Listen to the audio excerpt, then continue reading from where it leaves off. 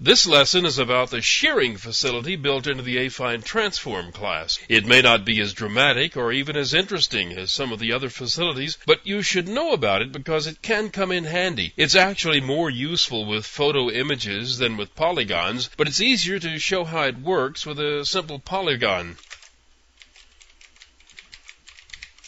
The shearing method of the affine transform produces a skewed result of the image. You can skew the image along the x-axis or along the y-axis. I came across a description of shearing somewhere, I don't remember where, that does a good job of describing what happens. If you take a pencil and draw a picture on the edge of a book or a stack of paper, and then slightly skew the pages of the book so the figure becomes sort of tilted or skewed, that is shearing. This program demonstrates the three fundamental ways of shearing. You can shear along the x-axis, along the y-axis, or along both at once.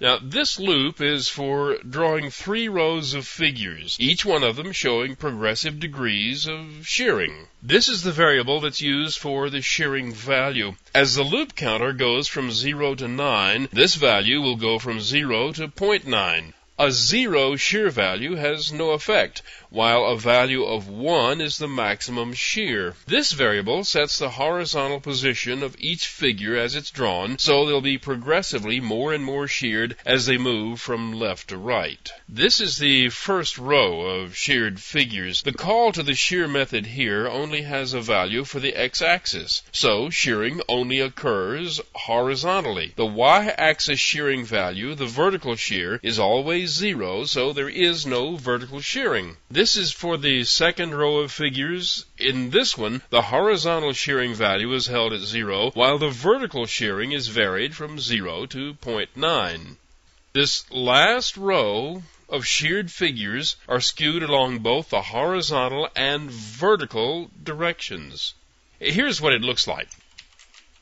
Here you can see the top row is slowly shearing along the horizontal axis as the shear value increases. Remember that the origin is at the very center of this polygon, and because the shearing value was set into the transform last, it's actually done first. So that means the figure is sheared to the right below the origin and to the left above the origin. In the second row, the shearing is in the vertical direction. So it's up on the left of the origin and down on the right. The last row shows the results of shearing in both directions at once. As you can see, too much shearing in both directions simultaneously tears the figure apart. I've shown you all the basic functions built into the affine transform object, and they can be used to do most of the things you want to do. Affine transforms can also be used to do some other things, but to do them, you'll need to know how the transforms work so you can set up your own. And that's the subject of the next lesson.